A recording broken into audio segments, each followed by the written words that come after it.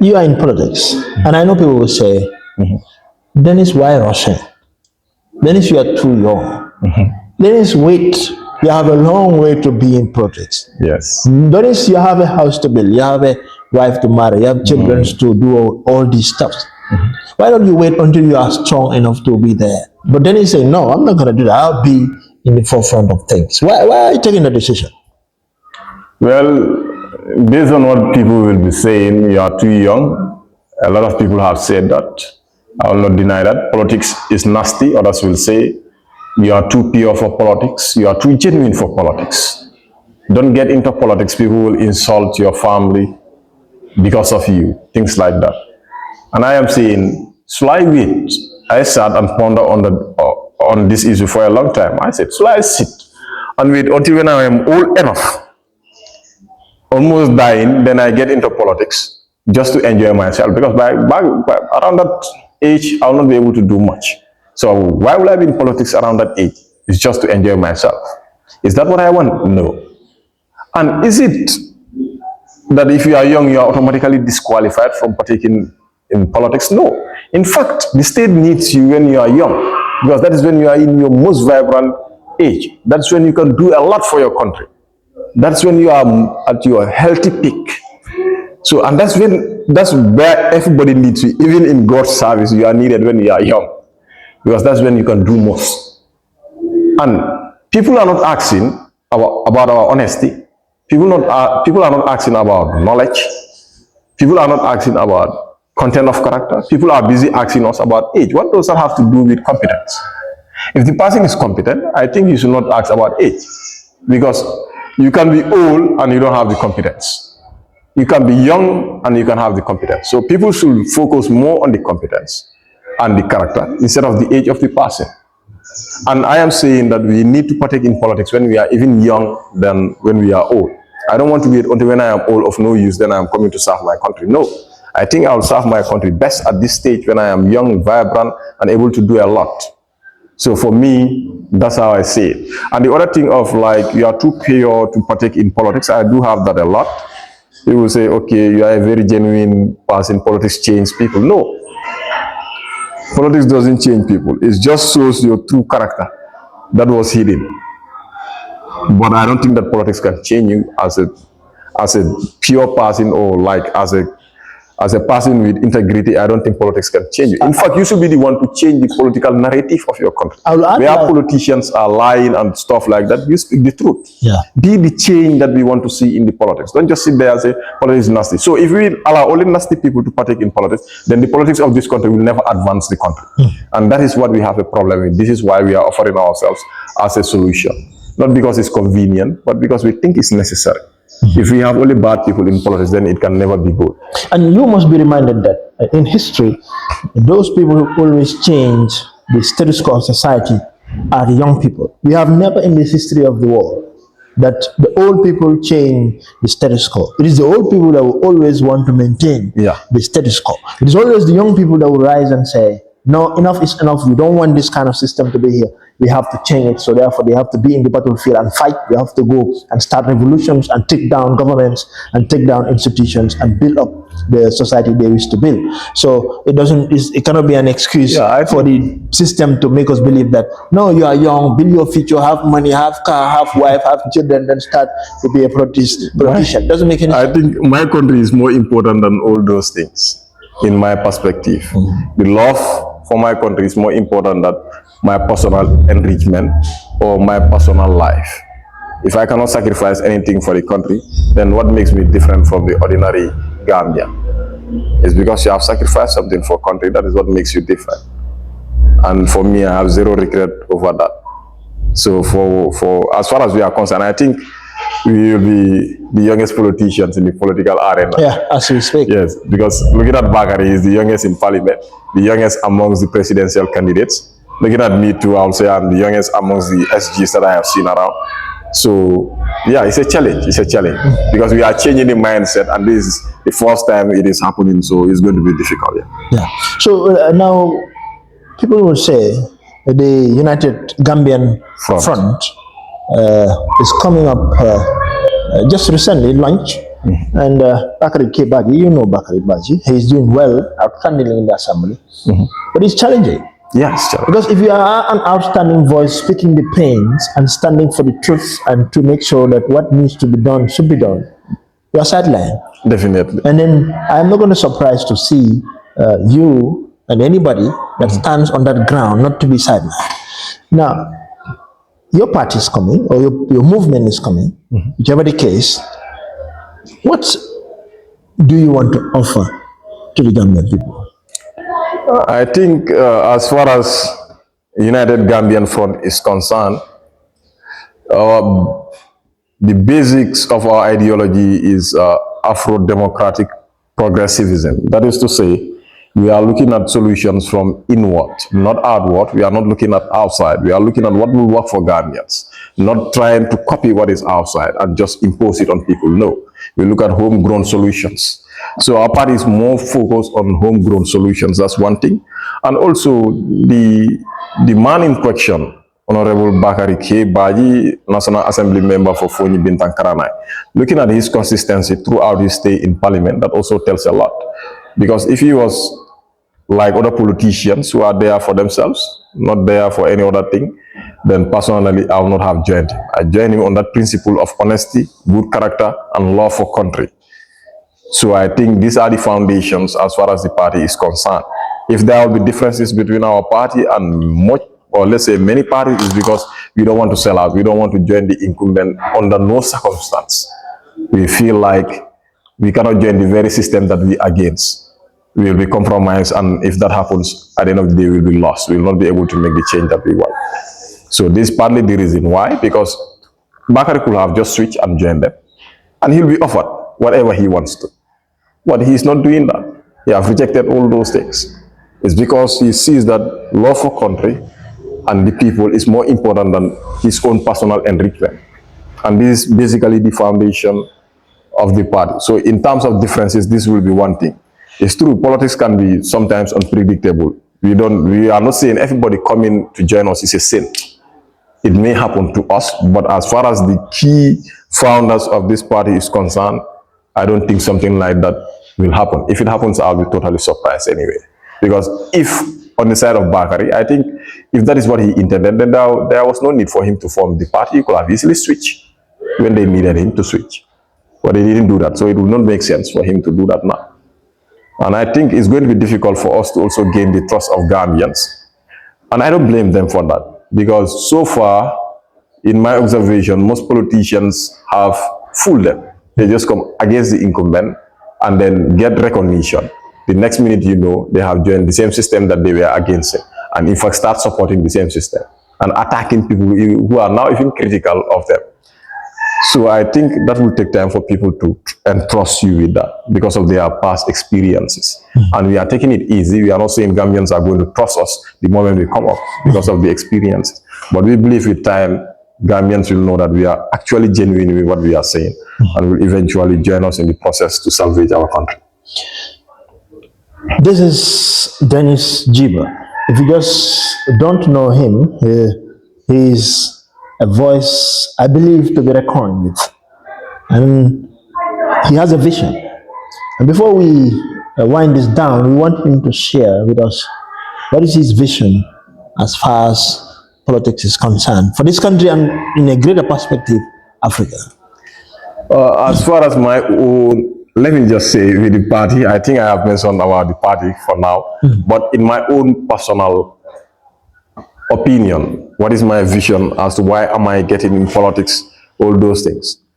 I believe that politics must work for the best interest of everybody in the state, not just few individuals. The resources, because politics is not only speaking about rhetoric, it's about your education, it's about your health, it's bigger than that. It's about your economic situation as a country, it's about your infrastructural development. And all these key areas, key pillars of development cannot be done if you are not in that position of power. I have served for 12 good years in selfless organizations, Pan-Africanist organization. But at the end of the day, with all the brilliance, with all the competence, with all the youthful population we have bagging them, there are potentials we are not realized. And the reason as to why it is not is because they are not in position of power to impact or to make that change. So you can have fantastic ideas that can develop the country, yes, within 5 years, yes. But if you are not in position of power, it's just an opinion. And that is what we don't want to happen. We want our ideas to be materialized so that we can live to see that change done. But if you just sit back and use our keyboards, at the end of the day, we offer only ideas, but we cannot make any change. To me, that doesn't make sense. And I think for all young people in Africa, we are more focused on, criticizing on social media. If we can redirect the same energy by offering ourselves as the solution, by standing up, challenging, contesting in elections, testing the waters, I think we'll be able to make more change, because no matter how little it is, at least few people will be lucky to get in position of power and make the change that we want. Imagine Bakari is alone and already he's making change. Imagine if you have 15 or 20 people like Bakari in the National Assembly. What will be the result now? Yeah, you must understand the National Assembly, numbers count. The one who has the highest number. So I don't know, David, all he's saying, he is only one person. And now they are even passing things, getting it done without his knowledge. Because they are not even giving them the adjournment debate now. Now they are not even caring much about it. Because the more we do this, you will have the opportunity to speak and governments will listen. So now we just pass without even involving him. Imagine if Bakari, the likes of Bakari, we are 10 or 15 or 20 in the National Assembly, or let's say 30. What do you think the Gambia will turn into? We'll have responsible leaders and we'll witness massive change. So this is it. This is the reason as to why I personally said, let me get into politics. Not getting into politics just for the purpose of getting into politics. I did not just follow anybody, no. I look at somebody that I have worked with for a very long time, and he has been consistent throughout the close to 10 years period that I know him. He has been consistent, the same person, selfless, and serving the interests of the people. So I followed him based on character and principles, not based on anything else. And I think young people across Africa should also stand up and offer themselves as the solution. We can serve our country when we are young. That's the best moment to serve our country. We shouldn't wait until when we are old. Yes, to conclude, if you look at your entire life, the journey through your school education, your upbringing, your motivation, your inspiration. Now you are in politics, not want to be a backbencher in politics, waiting for decisions to be made. Just to remind people the old Greek adage that if you are in a community run by a committee, be part of the committee. Otherwise, decisions will be made that you will follow suit, even if you don't like. Yes. So that's what Dennis is trying to tell us, that we must not sit back and wait not to be involved in what matters most as far as our life and our future is concerned.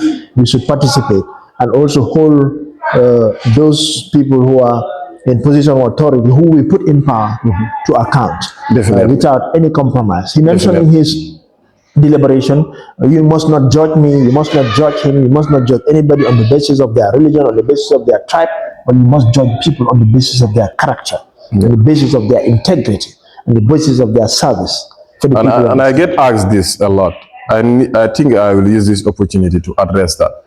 People will text me in my DM and ask me, what is your religion? Even yesterday, I think I answered a question like that. And I told the person that doesn't matter. That's my personal business with God, because I am not into politics to take you to heaven. You should ask me about my programs. What ideas do I have? How do I intend to change the narrative? I think those are the questions that I should be asked. Or what is your ethnicity? What does that have to do with you? If I am a bad leader, whether we see the same ethnicity or not, at the end of the day, all of you will suffer from it. If I'm a good leader, likewise, whether you see the same ethnic group or not, all of us will enjoy it. I think you should focus on the content of character and the ideas instead of the religion of the person or the ethnicity of the person.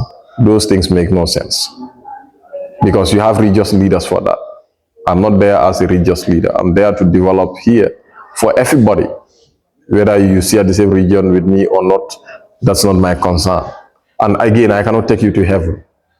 So I'm not there to convince you otherwise. You have the religious leaders to do that.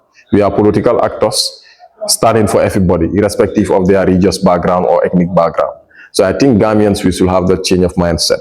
Let's focus on the character of the person Let's focus on the ideas instead of the region of the person, or let's say the ethnicity of the person. Those things are keeping us back. And these have been the foundations of our elections. We vote on sentiments. We hardly vote on ideas and content of character. And as far as we keep voting on that line, we'll continue to fail as a country unless we change our steps. What's your message? My message is in twofold. One will be for the Gambian public. The other one is specifically for youth. But let me start with the youths, then I will end with the latter. Okay. Now, as far as the youths are concerned, normally youths don't partake in politics. We are so relaxed. We complain. We are embarking on the bad way. We are facing the brunt of living in a hard country like the Gambia. But again, can we redirect the same energy and stand up and organize and offer ourselves as the solution? Because we form 60% of the population. So why not we organize and get responsible youths in positions of power so that we can realize the change that we want? Instead of just sitting on social media and then being behind keyboard, writing, and then at the end of the day, no matter how fantastic your ideas are, they are just opinions on social media. But if you are partaking, supporting a cause whereby it can be implemented, that's different. So I'm going to advise all youths to join us. Let's put our differences aside. We can be of different region, we can be of different ethnicity, but we share one thing in common, and that's the Gambia. If it works for all of us. If it fails for all of us. So let's unite and make it work for all of us, and then we can enjoy irrespective of our religious or ethnic background. That being said, to Gambians, I will say, we are in 2026, and all of us know that this is a very, very, very crucial moment as far as Gambia's future is concerned. That single vote is not just a mere vote. It is going to decide your education. It is going to decide the kind of leader you'll have. It is going to decide your healthcare system. It is going to decide your transportation. It is going to decide the kind of tertiary education you'll have. It is going to decide what kind of future the Gambia will have in the future.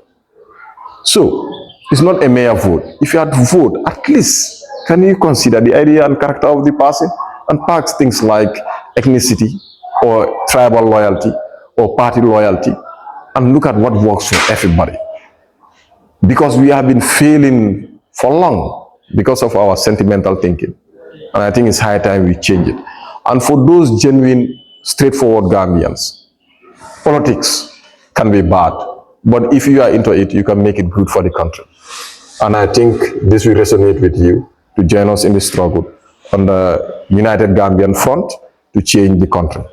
Thanks. Thank you very much, Dennis. You're welcome. That was Dennis Gibba, the Secretary General of United Gambia Front, here on Breaking the Chains. This is the platform that is meant to expose the mechanisms of the system that is still used to shackle us, exploit us, and oppress us, that we might not rise up to be independent people and do things for ourselves. You have heard from him that from his childhood, the experience he had, what inspires him up to date, and he is now conscious enough to say, I am not going to sit back and allow my country to be run down the drain. I have to take up responsibility and do my duty to my country, that tomorrow history will not judge me among those who are silent. History will write me that I saw my country not going in the right direction, so I stood up to change it to the right course. You the one listening? You and I, our duty, our responsibility is to our country. Our duty, our responsibility is to the building of a system that will serve the purpose for which we live. But to live a better life, a life that does not just serve few, but life that serve the entire population of the Gambian people and in entirety the African black people. So therefore, until we come your way, this is Breaking the Chains. I am Sylvia. Bye.